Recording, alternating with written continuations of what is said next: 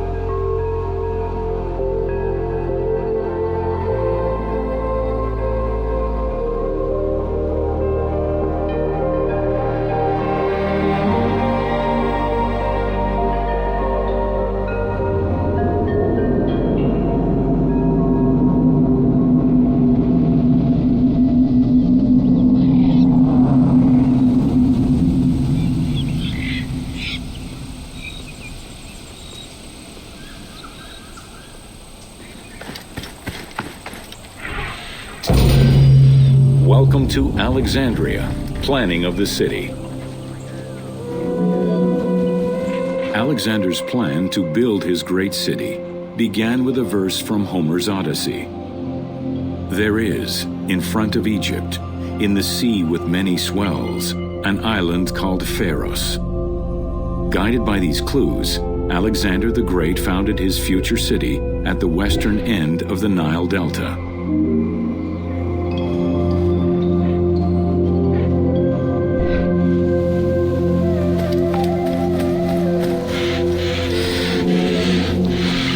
Though Alexander considered this location ideal for his great city, it presented considerable challenges. Too difficult to access during storms, the surrounding swamps threatened disease, and the limestone soil prevented the growth of healthy crops. However, due to the influence of his mentor Aristotle, Alexander the Great recognized that the true value was its strategic emplacement. Alexander knew that in controlling Pelusium to the east, Memphis to the south, and his crowning glory Alexandria to the west, he would create a triangular stronghold, allowing him to control the entire delta while giving him access to the Mediterranean.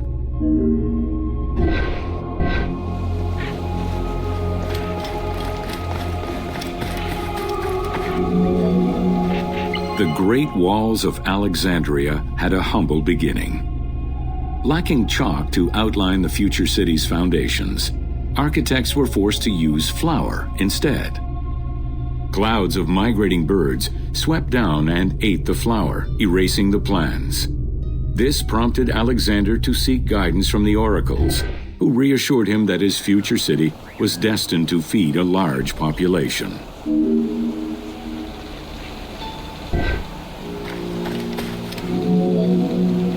Excavations led by Mahmud Bey el-Falaki in the 19th century revealed that the wall enclosure measured approximately 5.2 kilometers in length and 2.2 kilometers in width. It was roughly 9 meters in height.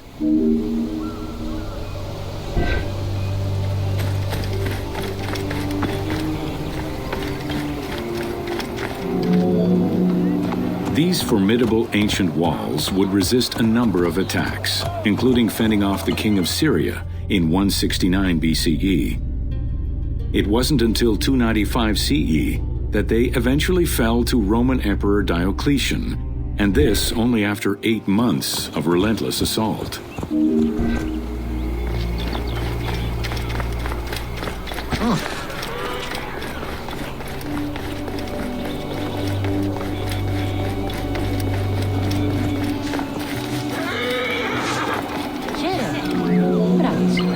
Alexandria's principal architect, Dinocrates, chose a Hippodamian grid plan.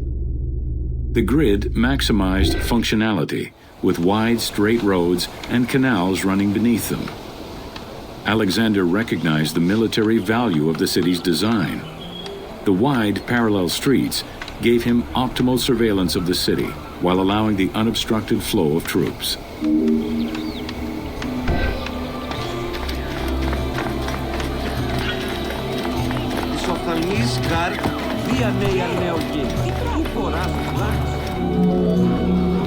A central corridor ran from the Mediterranean's north port down to Lake Mareotis to the south. This thoroughfare acted as an unobstructed link for commercial trade and travel between the two ports. Many of the streets were bordered with grand buildings and parks, including Canopic Street, with its impressive gate bordering the eastern end.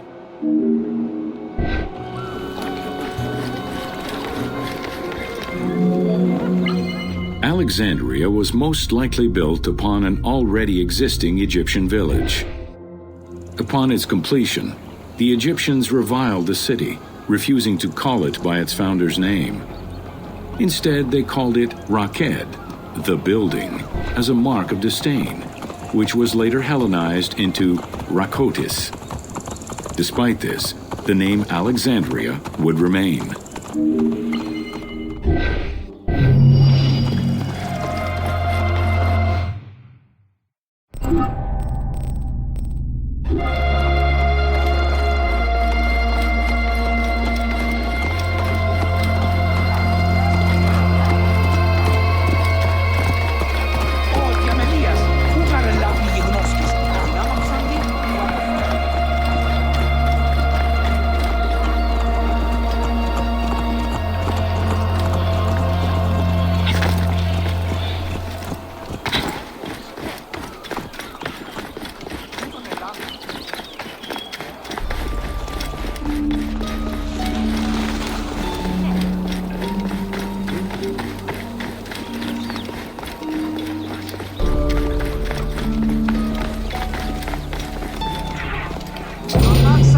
Welcome to the Moseion of Alexandria.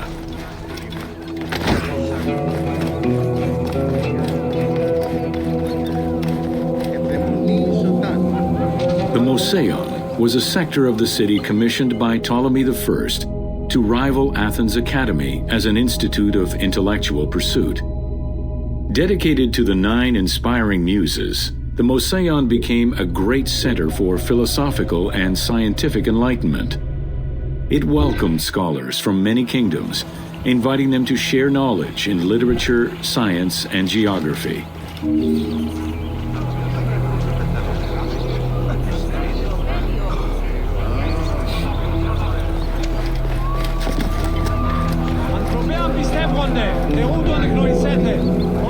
The Moseion was designed so that its buildings and grounds would accommodate free thinking, debate, and presentation. Meeting spaces and theaters surrounded a main courtyard. Expansive gardens were filled with exotic plants that aided in the study and supply of herbs and medicines. A zoo offered the study of animal behavior and physiology. Also among the Moseion's many star attractions was its astronomical observatory.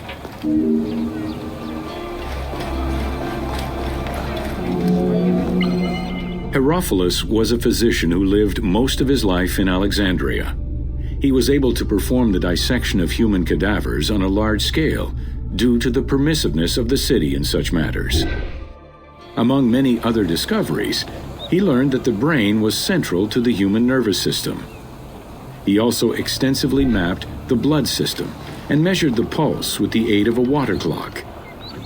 It is reported that in his thirst to understand human anatomy, he performed 600 vivisections on live prisoners.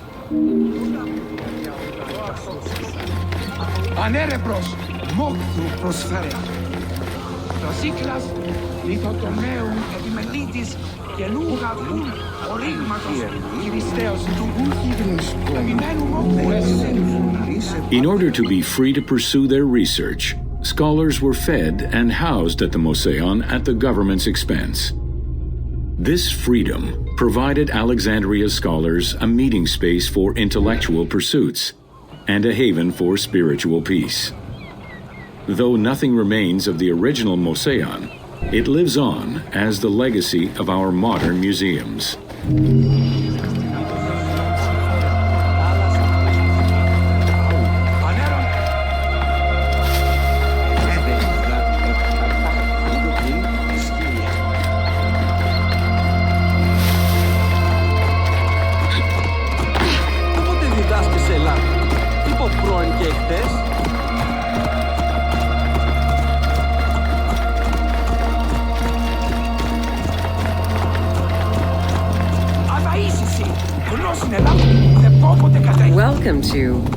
islands of Pharos.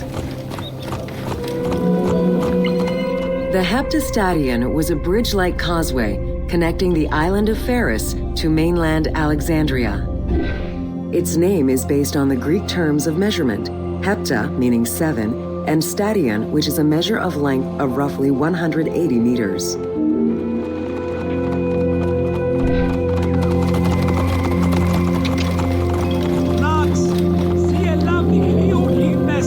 Since its construction would separate the Grand Port to the east and the port of Eunostos to the west, it was designed with channels at each end.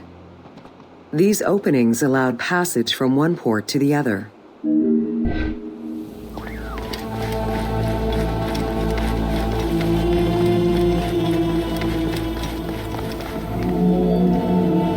Along with creating separate harbors for the commercial and military shipping, the causeway served as a main aqueduct for the island's inhabitants. Its presence also helped protect the island and its ports from rough wind and sea currents. At the end of antiquity, the Heptastadion disappeared under layers of silt and soil, which formed an important sedimentary deposit.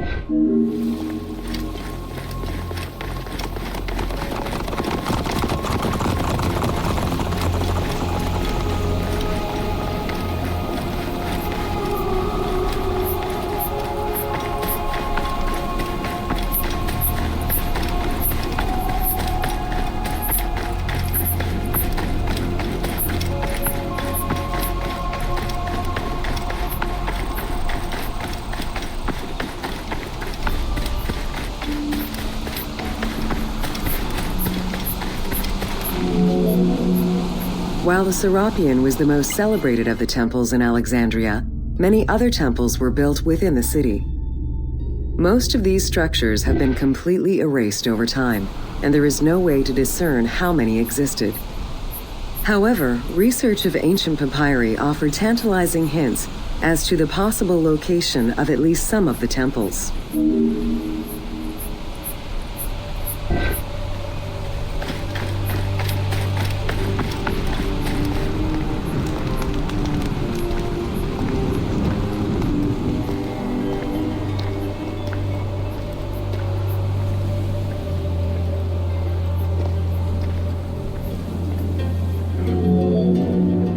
Both papyri and coins reveal evidence of many temples built for the gods. Poseidon, the god of the sea, likely had an edifice in his honor west of this island, as well as on the mainland. This temple next to you is dedicated to Isis Pharia, the divine protector of the lighthouse. This location hosted annual celebrations in the month of April, known as the Sacrum Pharia, in connection to the lighthouse. In her incarnation as Isis Fortuna, the goddess carries a rudder and a cornucopia, both symbols of good luck for navigators.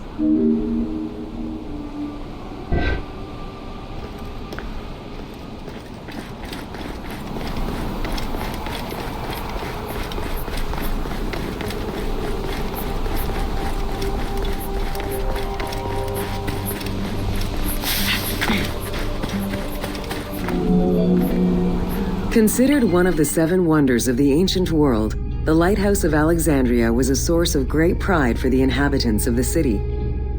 Construction began under Ptolemy I's reign and lasted 15 years. It was completed during his son's rule. Once completed, the lighthouse was dedicated to the gods for the salvation of those who sail the sea.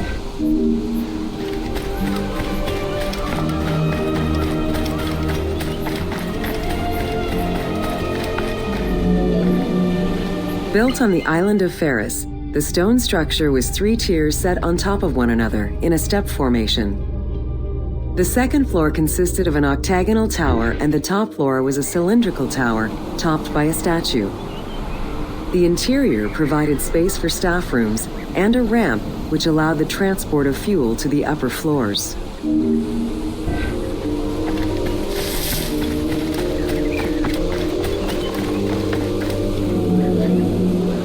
Essential to safe navigation through the rifts and shallow waters, the Pharos was a functioning lighthouse with a beam reportedly visible 50 kilometers away. It's unclear what kind of fuel was used or how much. Any other details of how the light worked remain a mystery.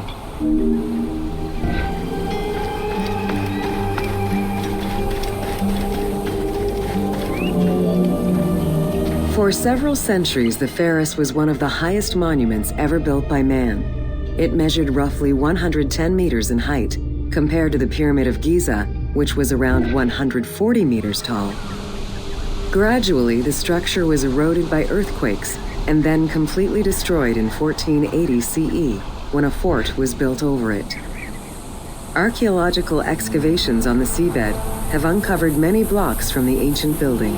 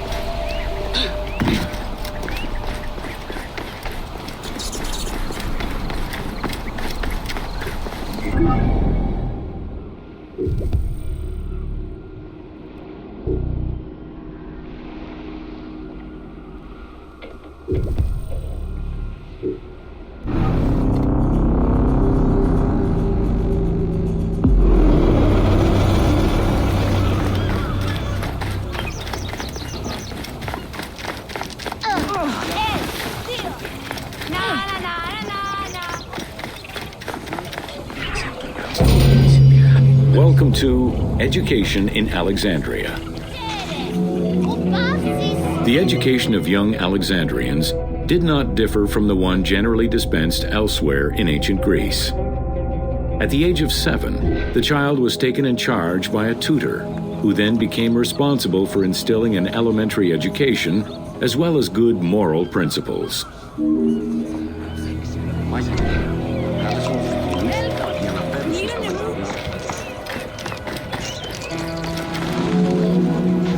Teaching was generally done outside, in the open air.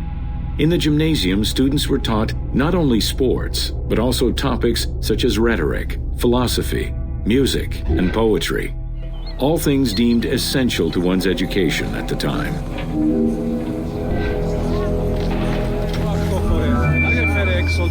Here, both girls and boys are shown attending a class given by one of the rhetoricians of the era. The team made the choice to show both genders attending class within the context of the game world. Even though it is historically inaccurate, the team felt it was not necessary to prioritize historical sexism over inclusive gameplay.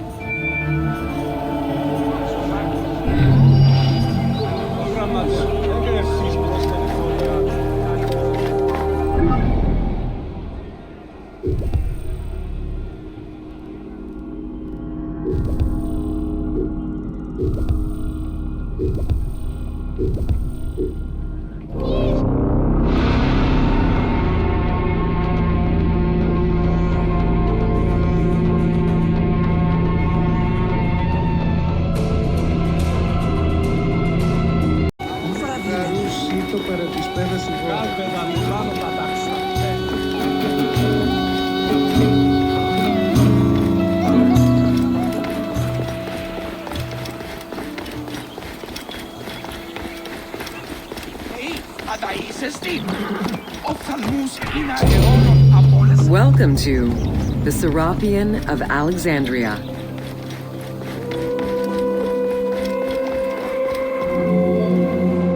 In a city of numerous magnificent attractions, the Serapeum was considered to be the most beautiful temple of Alexandria.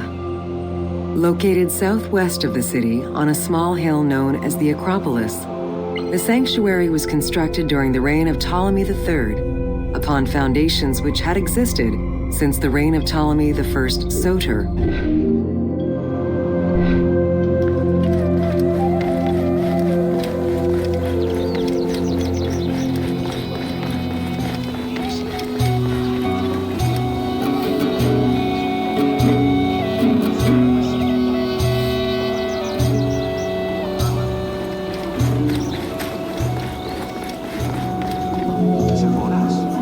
Visitors of the Serapeum climbed 100 steps to reach the courtyard.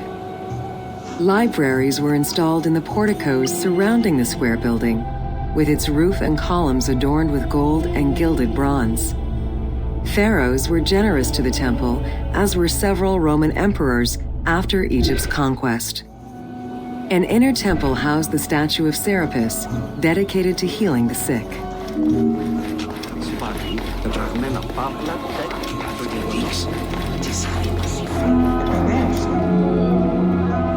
Since the 26th dynasty, Greeks in Egypt had gradually integrated the Egyptian cult of the Apis bull to their own rituals. With the establishment of the Ptolemaic dynasty, the cult of Apis was further integrated into Greek religion. During his rule, Ptolemy I chose to merge Egyptian and Hellenic gods into a syncretic divinity named Serapis. This name was the result of the amalgamation of Osiris and Apis. With this new deity, the Ptolemaic dynasty managed to accommodate similar belief sets for two different cultures, bringing about a new dynastic cult. Serapis was also associated to other deities, including Asclepius, a Greek god of healing. It is possible that, as with the Serapis Temple of Canopus, the sick would visit this sanctuary, sleeping there overnight in the hopes of being healed within its hallowed halls.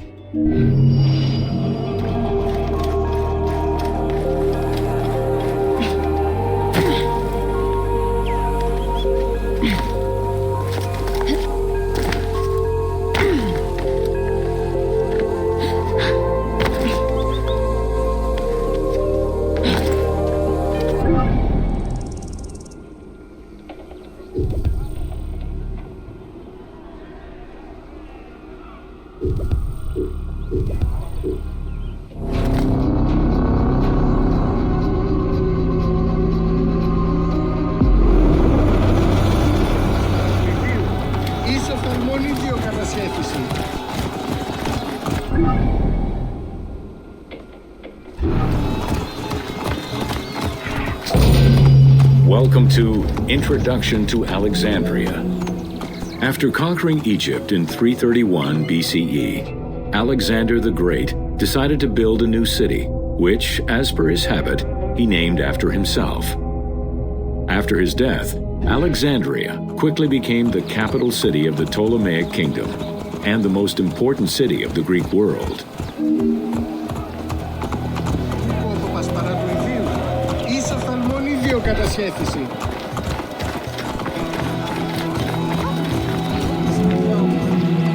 The city was built between the Mediterranean Sea and Lake Mareotis, which resulted in Alexandria becoming a crucial cultural hub and trading center.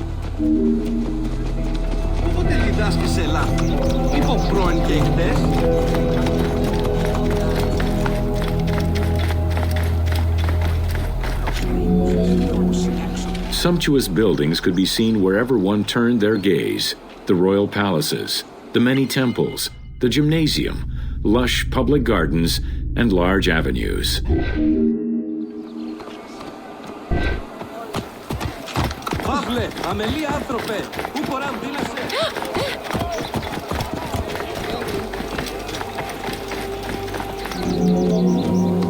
With its incomparable beauty and advantageous geographic location, Alexandria attracted foreigners, intellectuals, and traders.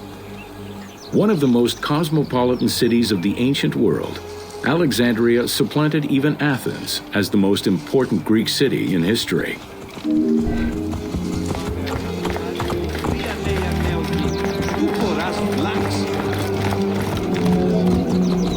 Egyptian obelisks were highly prized by Roman architects.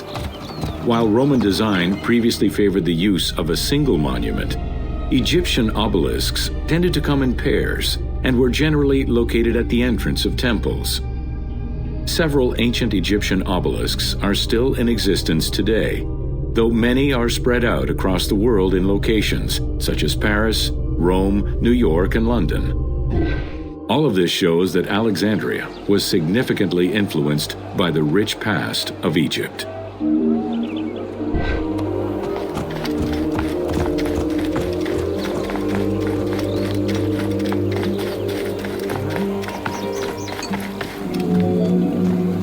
Alexandria had several main streets. Its most famous artery was the Canopic Way.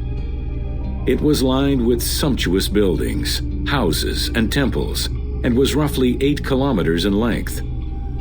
This street was one of the most important shipping entrances to Alexandria, and often hosted processions and festivals.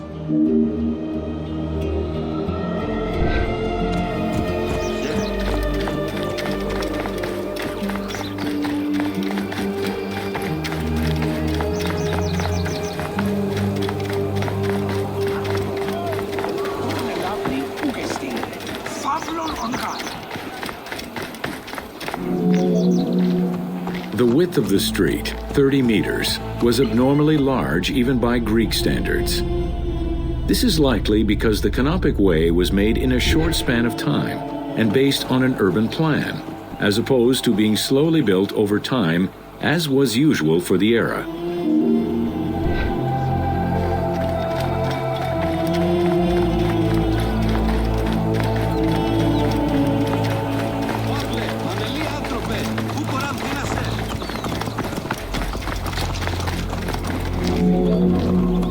The Canopic Way originated in the western cemeteries, skirted the gymnasium, and then exited the city to head east through massive doorways towards Canopus. This structure was known as the Canopic Door.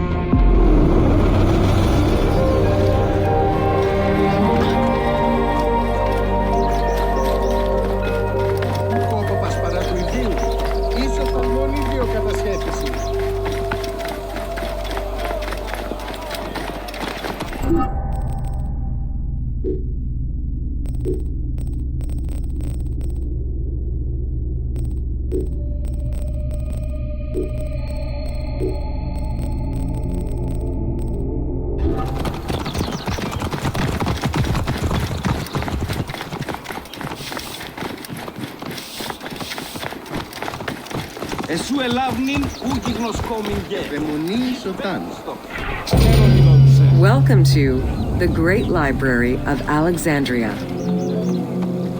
Near the district of royal palaces and within the Moseon was the most famous library of all antiquity.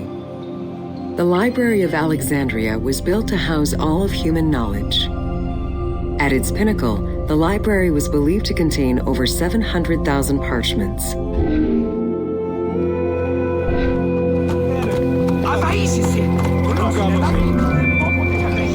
Throughout the centuries, fires and wars between Christianity and paganism destroyed the library, leaving nothing behind. The loss of the building, and more importantly, its vast collection, is immeasurable. As no descriptions are available, the team's rendition of the Library of Alexandria was inspired by the visuals of the Library of Chalcis at Ephesus.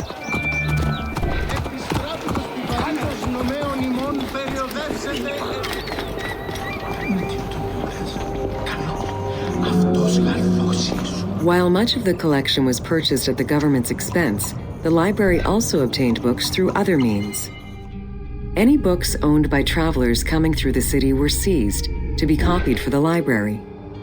The copy would then be returned to the owner, and the original entered into the library's collection.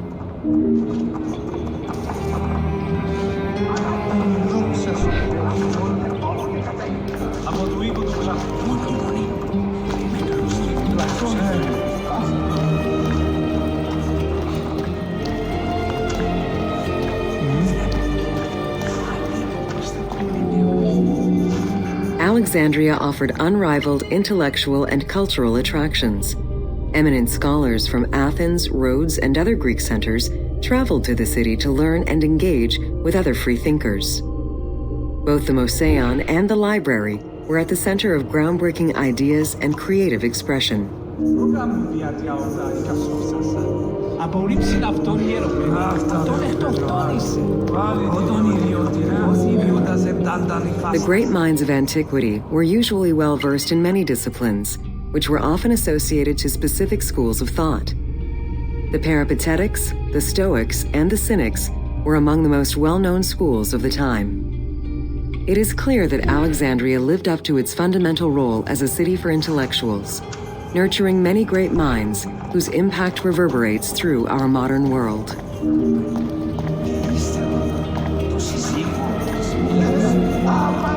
Hypatia of Alexandria was a Greek mathematician, philosopher, astronomer, and inventor.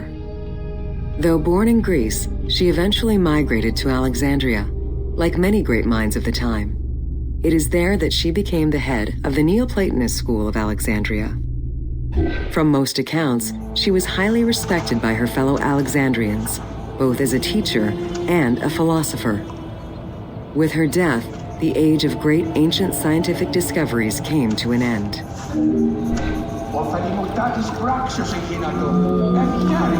Callimachus was born in Cyrene and educated in Athens. After his studies, he moved to Alexandria to work in the Great Library.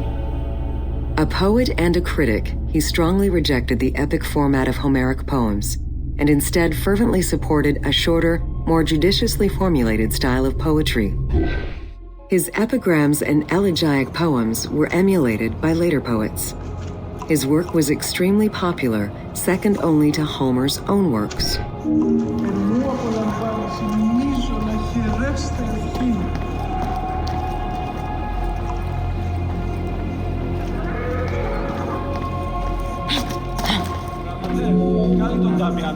It was in Alexandria that mathematician Euclid, the father of geometry, wrote the Elements, laying out the foundational work of what would become modern algebra and number theory. Euclidean geometry would become one of the most influential systems in the evolution of mathematics.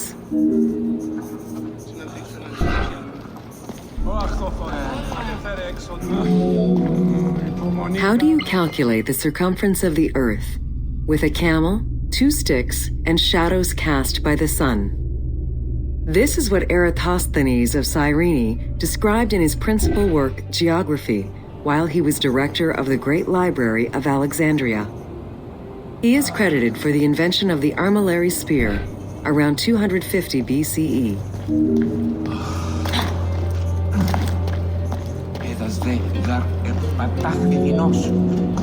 The earliest known and most complete armillary sphere of antiquity was the Meteoroscopion of Alexandria, with an imposing 9 rings compared to the 3 or 4 of most other astrolabes. Known as the zodiac krikatoi amongst the Greeks, the Meteoroscopion was used to determine the location of celestial bodies around the Earth. Every self-respecting astronomer of antiquity would have sought to use this tool to better understand the celestial movements.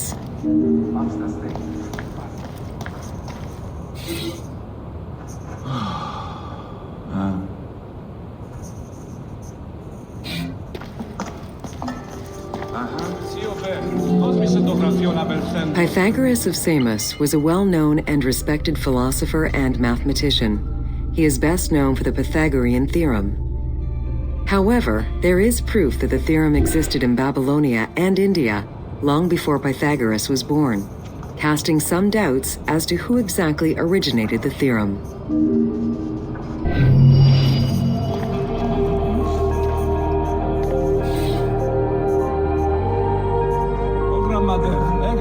Προς τον εφορία να εκπληρώσεις τα ετήσια τέλη εισοδήματος. Έκρινον απαιτία με είστε ετούντες αύξηση μισθού.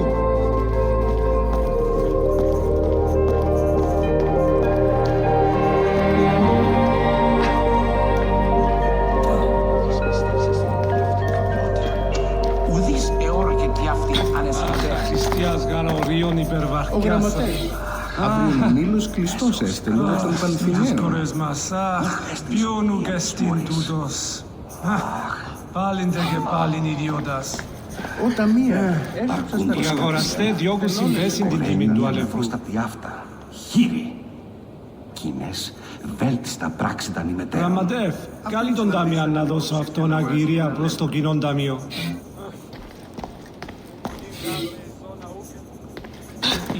έντραυση Δίνα και άλλες. Παρασκευαίως κέλεσμαν πολυφωνίας αρχής προς πάντες εις και το δεύτερο.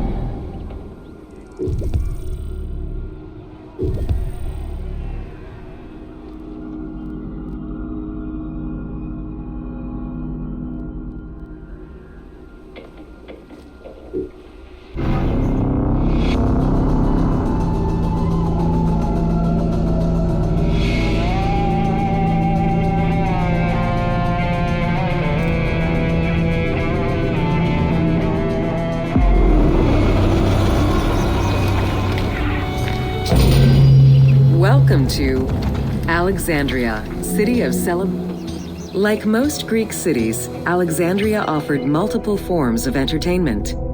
Most were related to cults, religious practices, and the festivities surrounding those practices. Among those festivities, the most important ones were the dynastic celebrations, instituted in honor of the deified Ptolemaic kings and queens. These celebrations could go on for many days and included sacrifices, offerings, processions, and public banquets.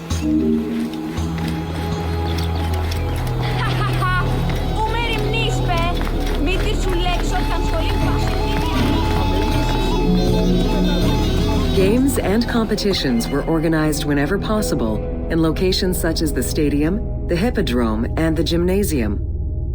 The residents of Alexandria favored such events where athletes, poets, and musicians from Egypt and other cities of the Greek world competed.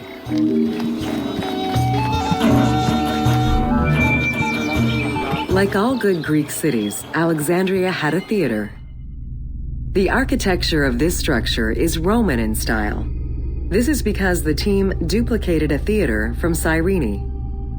Roman theaters were usually semicircular and built from scratch on a flat area with structures designed to enhance oration. Greek theaters were more oblong in shape, similar to a horseshoe, and favored the slopes of natural hills to support their acoustics.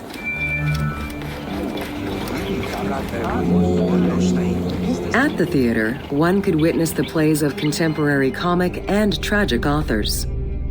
The play you are witnessing below is Menander's Dyskalos, more commonly known as the Grouch, a late and popular entry in the Greek comedies.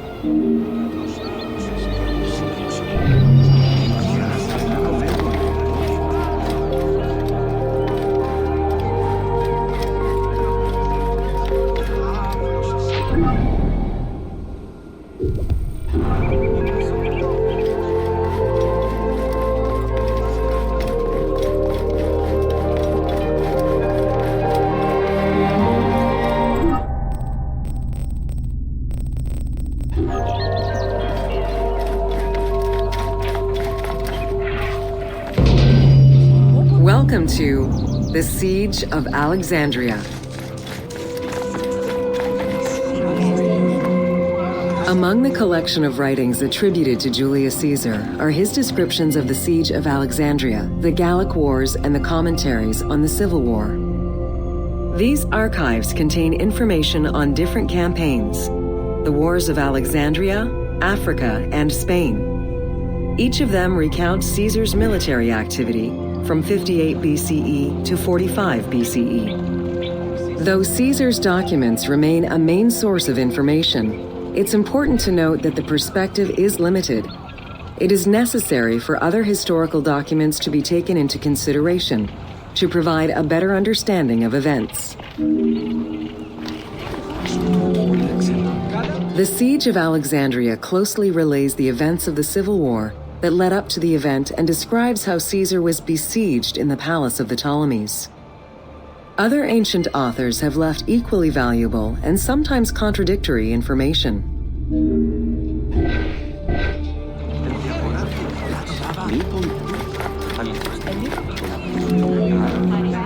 In the events leading up to the Siege of Alexandria, Cleopatra VII and her brother were fighting over control of Egypt.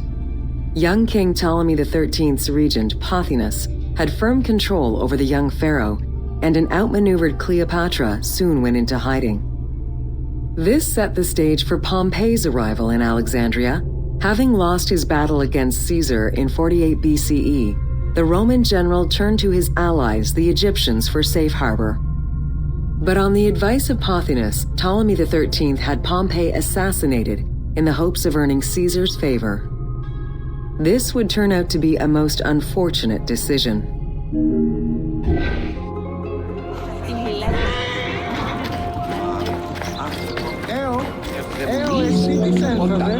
Upon his arrival in Alexandria, Caesar was presented with Pompey's head. The sight of a Roman murdered by Egyptians did not sit well with him. Caesar made his displeasure clear, ordering the return of Cleopatra, and for the siblings to resolve their differences and resume their co-rule of Egypt, as per the will of their father. Neither Pothinus nor Ptolemy XIII wished to accede to this demand. While doing his best to aggravate Caesar, Pothinus secretly plotted against the Roman ruler and sent word for Egyptian general Achilles to bring his 20,000 men to fight on his behalf. While Pothinus plotted against Caesar, Cleopatra made a bold move.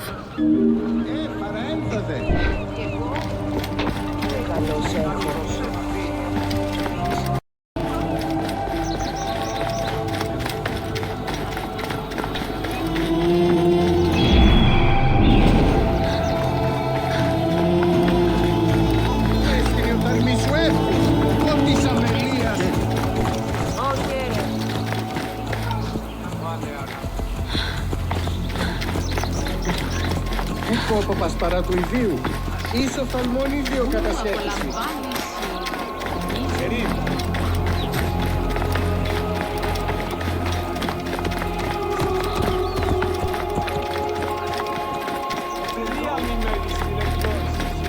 Τι καλάπνησης νόσκης, φαύλε.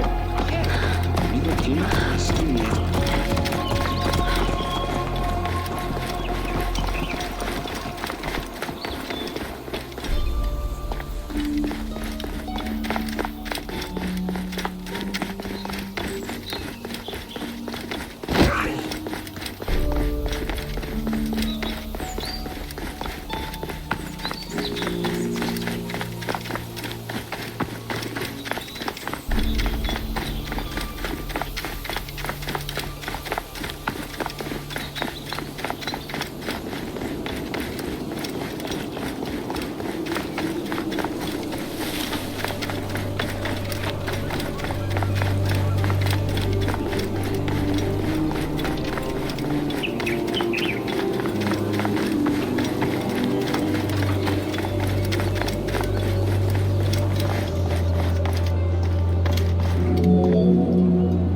There are various descriptions of the encounter between Caesar and Cleopatra. One report states that she snuck into the palace alone at night. Another account claims she was accompanied by an ally and was brought inside the palace wrapped in a carpet bag. Though exactly what happened at this fateful meeting is up for debate, what is known is that Cleopatra met with Caesar and earned his approval. Pothinus and Ptolemy XIII were most vexed with this turn of events.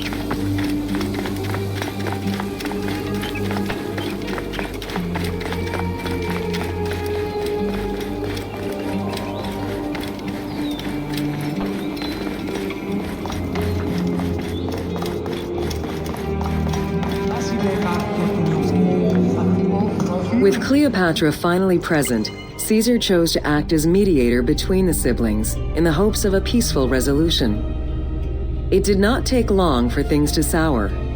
During a banquet given to celebrate the reconciliation, there was an assassination attempt on Caesar. It was the Roman leader's own barber who thwarted the attack. Once it was revealed that the king's regent, Pothinus, had ordered the attack, Caesar had him executed. He then placed the young king under guard.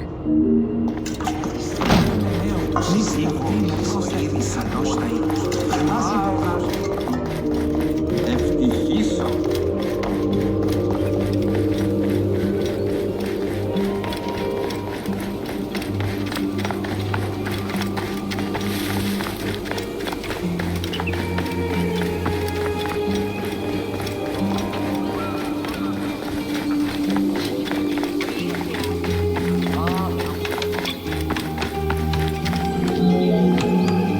Caught within the palace with roughly 4,000 troops, and with the knowledge that the arrival of enemy forces was imminent, Caesar sent for help from Syria, Rhodes, and Cilicia. He ordered his men to dig a ditch around the palace and build a wall leading to the harbor. This would ensure Caesar's access to the sea. When Egyptian General Achilles arrived in the city with 20,000 men, the battle for Alexandria began.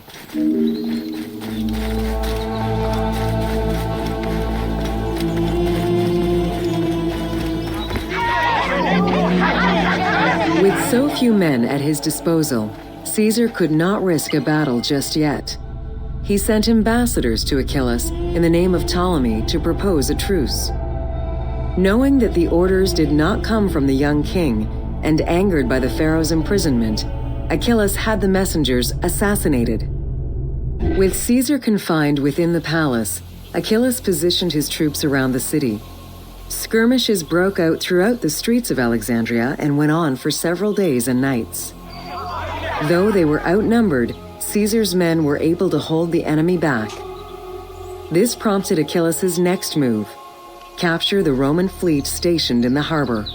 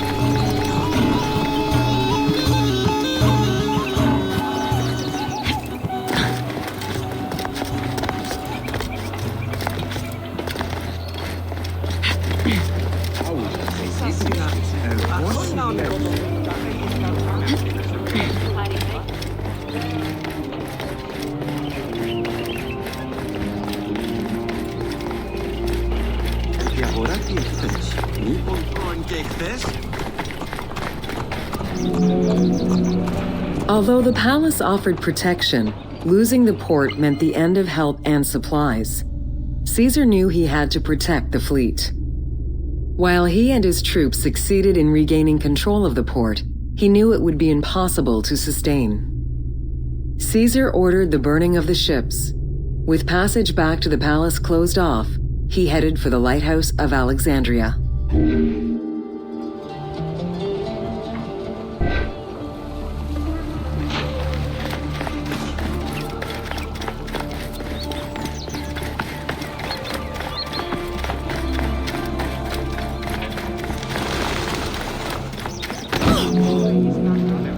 Fighting their way through the Egyptian troops, Caesar and his men eventually reached Pharis Island. There, they took refuge within the lighthouse. With easy access to the open sea, Caesar was able to send messages to his allies requesting reinforcements and more supplies. The island fort also allowed him to control access to the harbor by relying on the chains used by the Egyptians to control ship traffic to and from Alexandria's docks. The exact chronology of events during the war in Alexandria remain imprecise. Conflicting accounts raise questions as to when, and even if, the Great Library of Alexandria was burned down at all. One account states that during the fighting, docks and warehouses were burned, and this was the fire that spread to the library. In another account, when Achilles cut off the harbor, Caesar had to leave the safety of the palace to defend his ships. As the enemies battled across the port, their arsenals set ships ablaze, and this destruction spread to the library.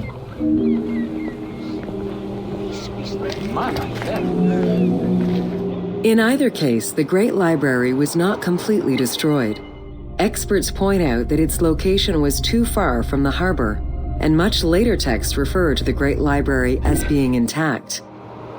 Warehouses near the harbor contained manuscript copies awaiting export, and it is more likely that these documents were destroyed than the Great Library itself.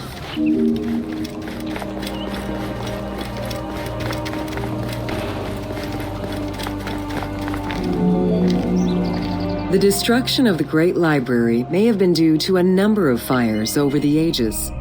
Its end was probably closer to the 4th century CE, when the Christian Emperor Theodosius I ordered the closure of all pagan temples. While some documents survived after being moved away, it remains unclear just what knowledge may have been lost.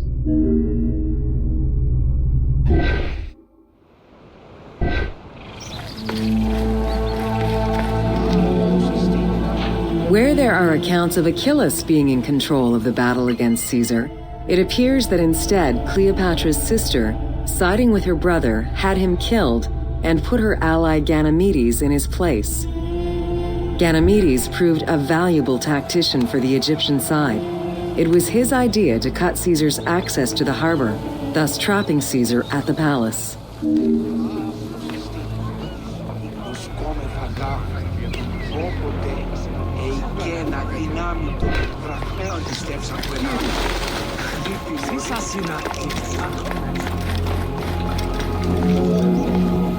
During the time of Ptolemy I, canals had been dug throughout Alexandria to provide fresh water. Ganymedes had his men take control of these canals. After isolating their own water supply, he had his men pour salt water into the canals and cisterns that led to Caesar's camp.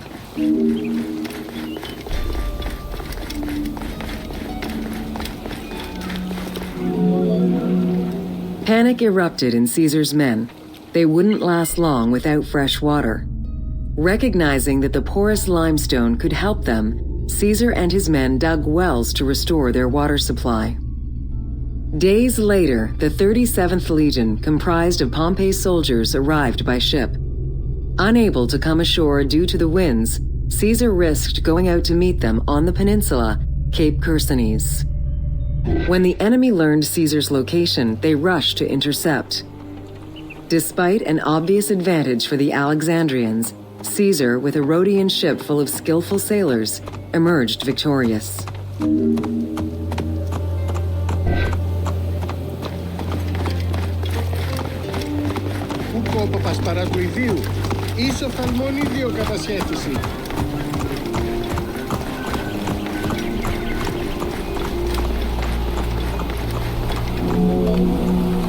With help from the Allied ships, Caesar's victory enabled him to push the Egyptians back and secure the lighthouse. Gaining control of Pharos Island sent the Alexandrians into the sea and swimming back to the city. However, Caesar's fortification of the island didn't last long. The enemy regrouped and were set to storm the island. Panic-stricken, in spite of Caesar's encouragement, many of his men then fled their posts, either by ship or jumping into the sea.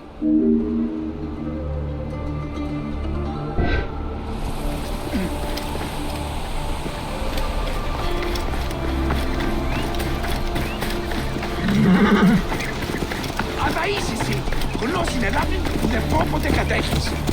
Ο διαμελίας, ούγαρε λάβει γεγνώσκης, την άμαξαν δει, του αποφέρει.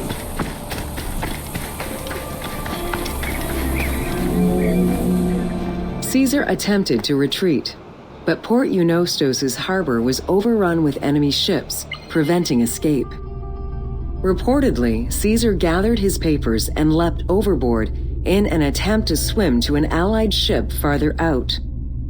Historian Cassius Dio claimed that Caesar would have drowned if he hadn't been able to remove his purple garment. Still, he managed to swim the distance and survive. The Alexandrians recovered the cloak and used it as a trophy to commemorate the Roman debacle.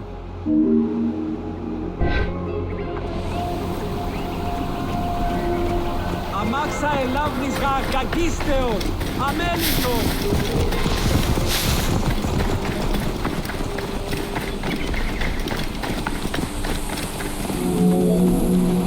Unhappy with Ganymedes and wanting their king restored, the Alexandrians approached Caesar with a compromise. Caesar agreed to release Ptolemy XIII after entreating him to spare the kingdom and remain loyal to Rome. Once freed, however, the king defied the agreement and continued the war.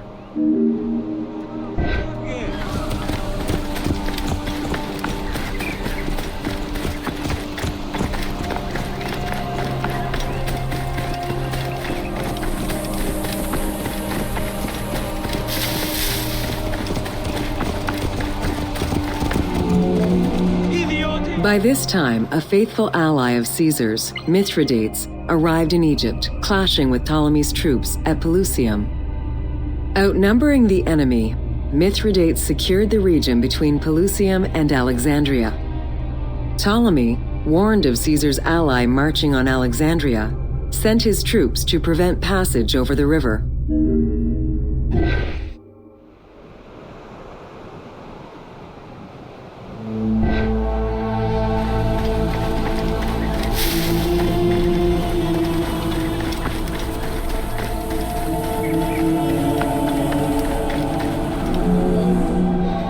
Mithridates warned Caesar in time, and the two groups confronted the armies of Ptolemy in the Delta. In the Battle of the Nile, the Romans gained the upper hand, sending the Egyptians fleeing.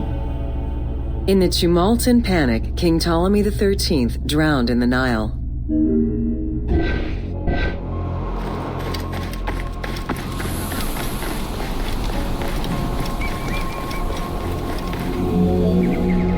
After the siege ended, Cleopatra VII married her younger brother, Ptolemy XIV, enabling her to reign over Egypt until 30 BCE. Under her rule, Alexandria settled into its position within the Roman Empire and eventually surpassed Athens as one of the most important cities in the Roman Empire.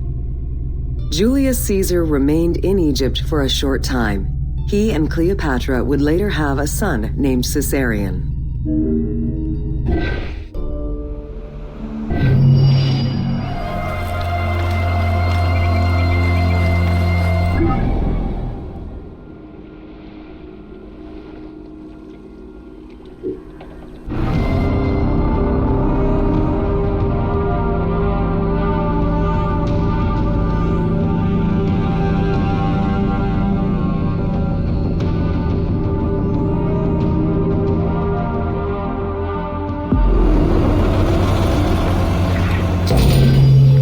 Welcome to the Greek Pharaohs.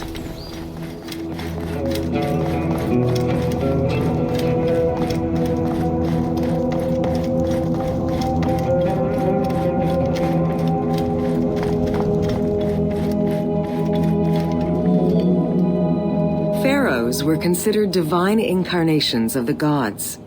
As an avatar of the gods living on Earth, the pharaoh's role was to preserve fundamental values and universal harmony by removing chaos, Isfet, and ensure that justice, Mot, prevailed. The pharaoh, by divine ancestry and through multiple offerings, was the bond that unites the world of men to the world of the gods and allows the maintenance of the cosmic order. The Ptolemaic dynasty reigned over Egypt from 305 BCE to 30 BCE. The dynasty was called the Ptolemies of the Lagids, in recognition of the founder of the dynasty, Ptolemy Lagos, a Greek general and close friend of Alexander the Great.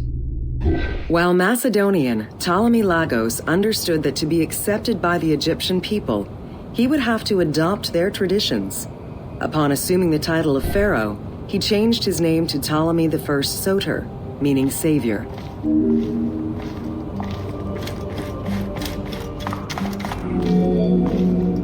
Born in 356 BCE, Alexander the Great went through a hasty education in the affairs of the kingdom before integrating into the Macedonian army, where he quickly rose through the ranks. After his father's assassination in 336 BCE, which some believed was orchestrated by Alexander himself, he became king of Macedonia. Ruler of a unified kingdom and leader of a large army, Alexander set his sights on conquest. Eager to reclaim the Greek cities of Asia Minor, he took on the Persian forces, earning victory after victory. Ever victorious, Alexander the Great marched on, laying siege to city after city until he reached Egypt, where the Persians were defeated yet again. Viewed as a liberator by the Egyptian people, Alexander decided to become pharaoh in due form. He traveled to Thebes to make a sacrifice to Apis, then went to the oasis of Siwa, where he was proclaimed son of Amun. Officially pharaoh of Egypt, Alexander spent much of the winter there and founded the city of Alexandria.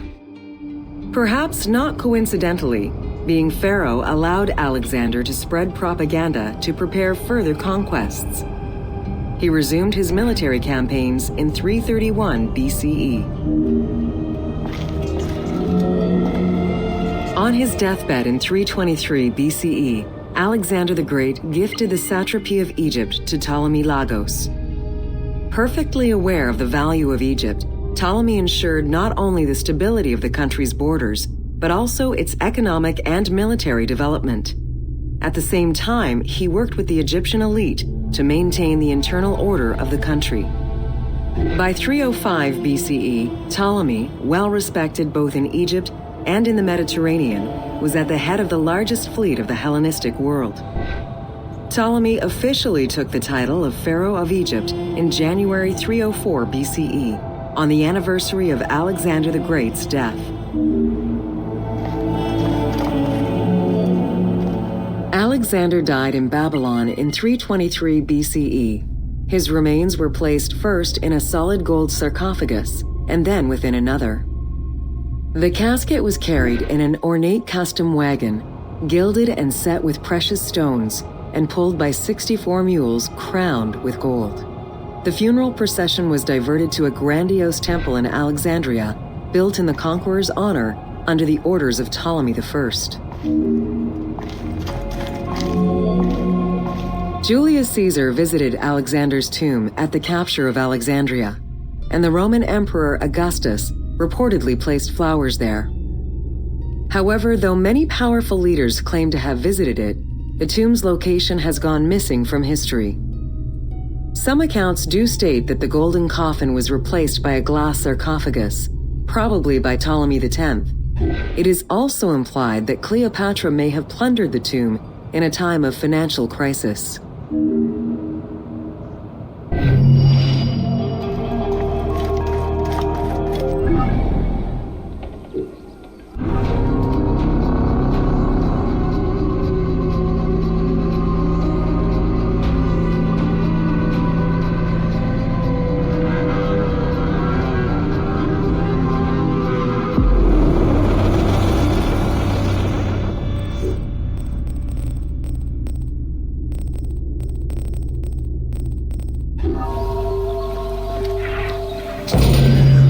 Welcome to the Panean. The Panean was a temple built in honor of the god Pan, divinity of nature. This Greek god, often represented as a half-man, half-goat, with a beard, horns, and goat's hooves, was considered the protector of shepherds and herds.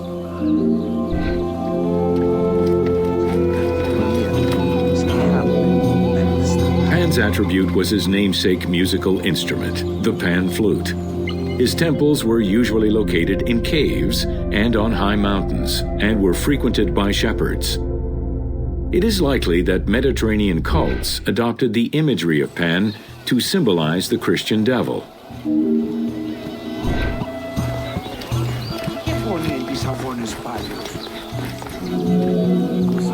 To give proper honor to the god, Alexandrians built an artificial hill upon which they housed his temple to compensate for the flat relief of the city.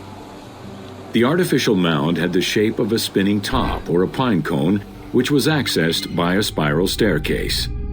The top had a panoramic view of the entire city. Only such heights would be fitting for a mountain god.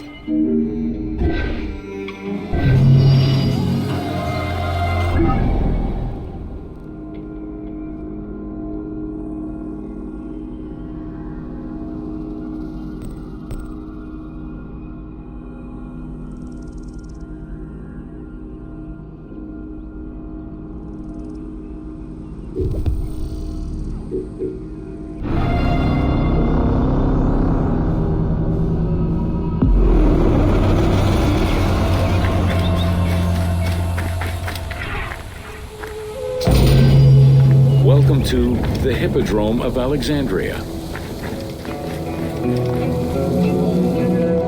The main hippodrome of the city was called the Legeon, in honor of Lagos, the ancestor of the Ptolemies. Alexandrians were great lovers of horse racing. They were fascinated by the rivalry of these races, the agon, as it was said at that time, that every competition brought. It was a struggle for glory.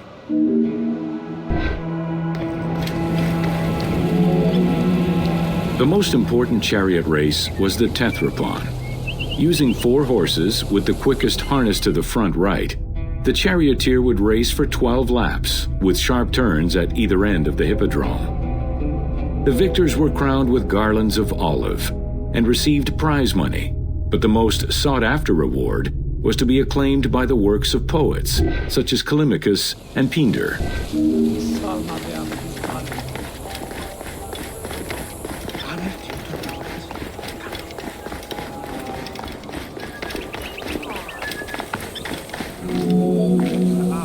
Ye hymns that rule the lyre, what god, what hero, aye, and what man shall we loudly praise? Verily Zeus is the lord of Pisa, and Heracles established the Olympic festival, while Theron must be proclaimed by reason of his victorious chariot with its 4 horses. Theron, who is just in his regard for guests, and who is the bulwark of Acragas, the choicest flower of an auspicious line of sires, whose city towers on high, bringing wealth and glory to crown their native merits.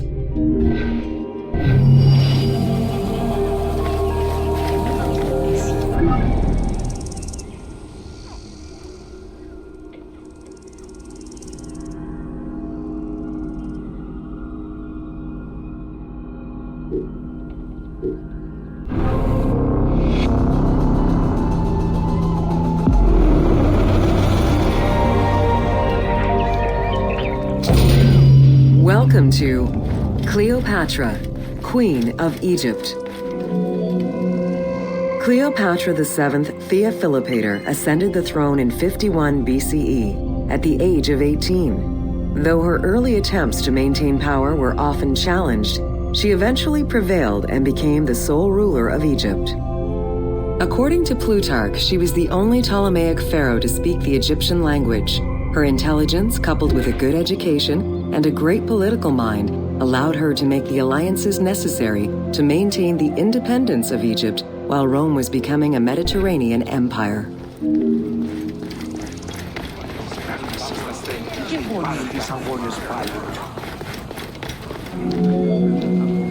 It is important to understand that Cleopatra's knowledge of Egyptian language and keen understanding of the culture allowed her to make powerful ideological referents that resonated with ancient Egyptians.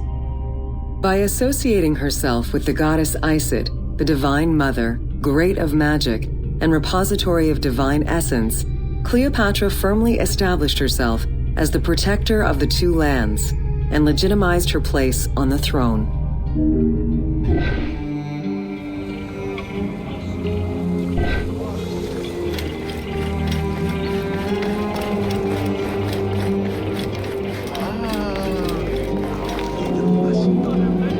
Upon his death in 51 BCE, Ptolemy XII Aulus bequeathed his kingdom to his daughter and eldest son, Cleopatra VII and Ptolemy XIII. As was custom, the siblings were married. The new pharaoh was 10 years old, his sister wife 17. The early years of their reign were not easy. Between 50 and 48 BCE, droughts and floods aggravated Egypt's problems. General Achilles and the royal advisor Pothinos kept intervening in the young ruler's political decisions and eventually colluded to turn Ptolemy XIII against Cleopatra. By 48 BCE, Cleopatra was in exile.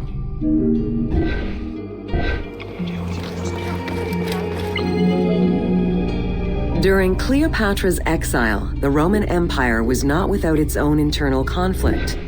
Caesar and Pompey were at war with one another, and after his defeat in 48 BCE, Pompey fled to Alexandria in the hope of finding refuge. This turned out to be an unwise decision. Listening to his advisors, Ptolemy XIII elected to have Pompey assassinated, his head kept as a gift, in the hopes of acquiring Caesar's favor. This gambit backfired. Instead of earning approval, the murder of a Roman greatly angered Caesar.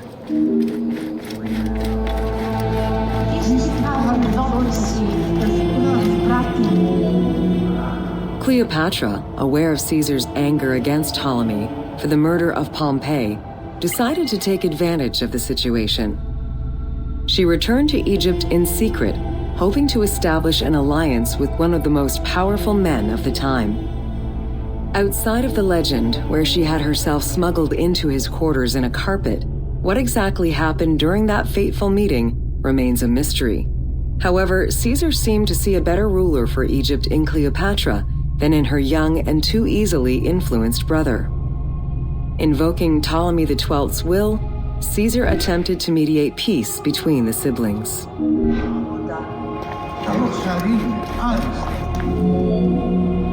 Ptolemy XIII was enraged by the turn of events, and his advisors were none too happy to see Cleopatra return. Urged on by General Achilles and Pothinos, the young pharaoh plotted against Caesar and Cleopatra, resulting in the siege of Alexandria in 47 BCE. It was in March 47 BCE that Caesar defeated Ptolemy XIII's forces. The young pharaoh drowned in the Nile after having fled the battlefield. With her opponents dead or powerless, Cleopatra married her other much younger brother, Ptolemy XIV, and finally claimed the throne of Egypt for good. The end of the Alexandrian War also cemented the romantic and political alliance between Cleopatra and Caesar.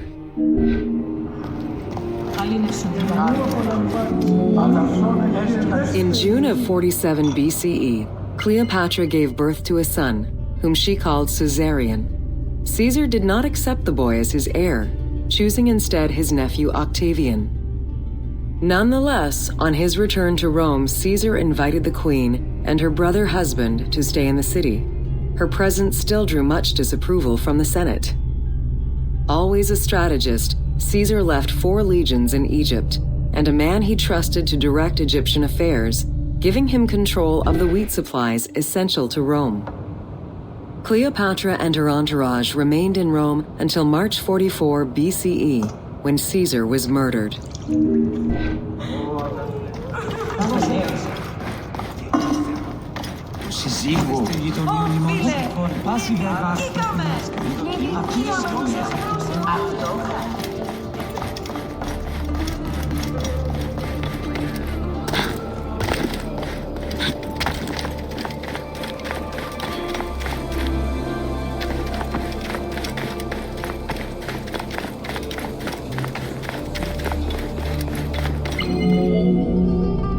Caesar's most faithful ally, Mark Antony, often visited the Queen of Egypt during his stay in Rome. Unlike most, he recognized the legitimacy of Caesarion, the natural son of Caesar. Antony knew he would need the riches of Egypt in order to fight Octavian and claim the Roman Empire. Cleopatra, in return, saw a powerful ally.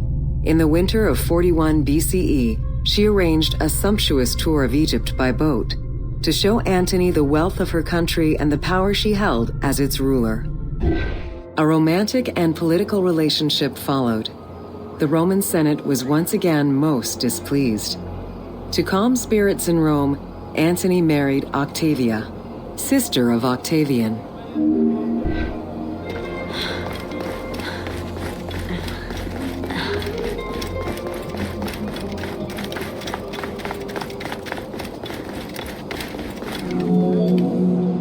Despite his marriage to Octavia, Antony remained Cleopatra's lover, and she gave birth to their children. Cleopatra increased her kingdom's territory and started a political propaganda alongside her lover in Egypt and beyond. She hoped to create a Ptolemaic federal empire with Alexandria at its center. Antony eventually repudiated his Roman wife for the Egyptian queen, much to the dismay of the Roman elite. However, while Mark Antony focused on Egypt, Octavian carefully gained military and political ascendancy over him in Rome.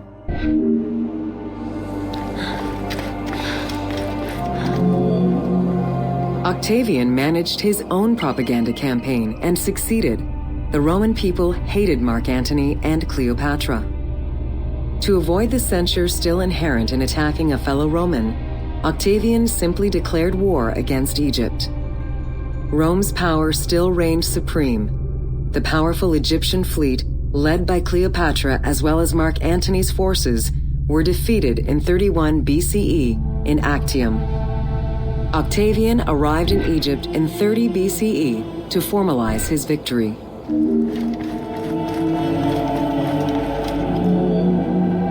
The following events remain difficult to confirm due to the many versions and legends around them. It is believed that after hearing a rumor about Cleopatra's suicide, Mark Antony committed suicide himself.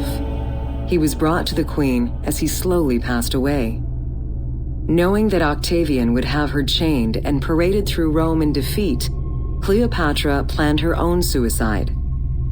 She most likely killed herself with arsenic, though admittedly the version where she uses an asp to deliver a fatal bite may be considered more dramatic.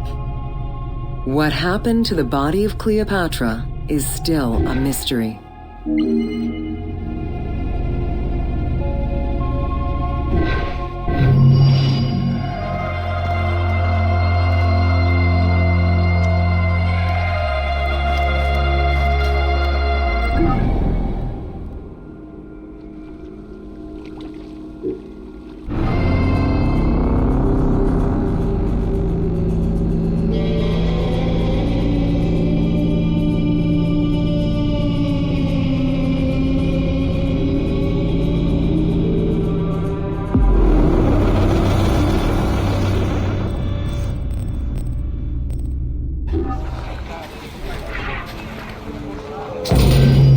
Welcome to Alexandria, a commercial hub. The ports of Alexandria were a major commercial hub, effectively connecting Egypt with the Mediterranean regions and beyond. A tremendous amount of materials and goods flowed through the city on a daily basis. The large port market was called the Emporion. It was there that merchandise was traded by the ship owners, called nakliros.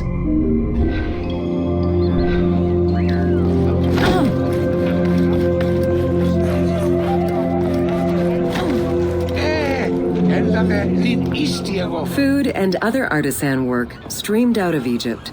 Ceramics, glass, golden rings, and minted coinage. The local potters, using traditional Egyptian techniques, competed with those from abroad, and the textile industry flourished. What Egypt did not produce itself was acquired through trade, using local resources such as wheat and papyrus. Most sought after was pine wood from Syria, iron and marble from the Greek islands, gold from Spain, and exotic fruits from Europe. All this commercial activity contributed to the already decadent wealth of the city.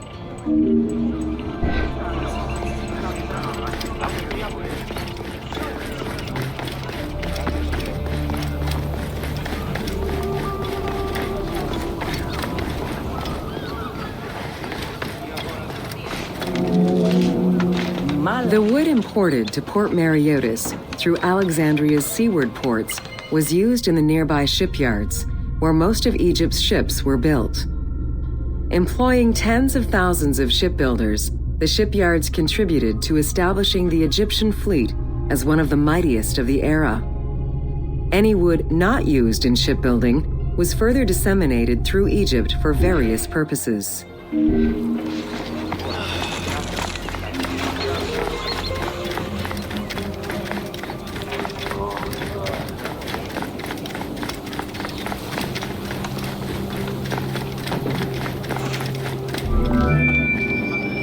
The southern port of Lake Mareotis was the biggest in Alexandria.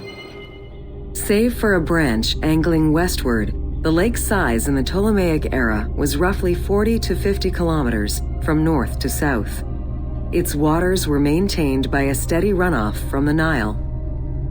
In addition to the lake, a man-made canal was created to assist in the transfer of goods from the city to the port using barges, though it is not represented in the game due to its size.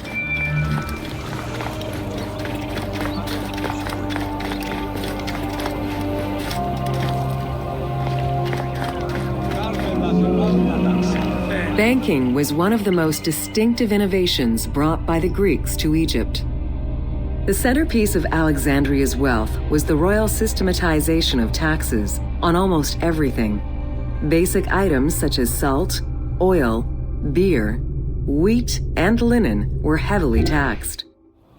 As a result, the royal treasury of Alexandria was able to ensure the economic stability of most of the administrative areas of Egypt.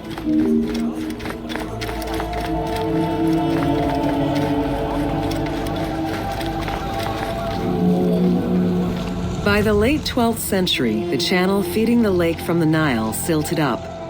Lake Mareotis lost its connection to the Mediterranean, as well as most of its water, as the lake slowly evaporated to a fraction of its former size. In modern times, Lake Mareotis is being kept alive through irrigation. However, only about 17% of its original size remains.